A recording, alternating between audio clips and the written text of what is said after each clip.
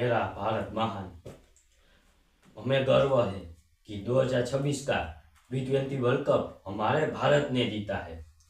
पहले West Indies को हराकर सेमीफाइनल में आई, सेमीफाइनल में इंग्लैंड को हराकर फाइनल में आई और फाइनल में न्यूजीलैंड को हराकर 2026 का T20 वर्ल्ड कप जीता है। लेकिन दोस्तों, उसमें मेरे को एक बात अच्छी लगी। वो क्या कि सेमीफाइनल में इंग्लैंड को हराकर फाइनल में तो आई, मगर इंग्लैंड भले हार गया मगर उसमें जैकोब बेथेल की पारी अद्भुत थी। वो उसने क्या पारी खेली है।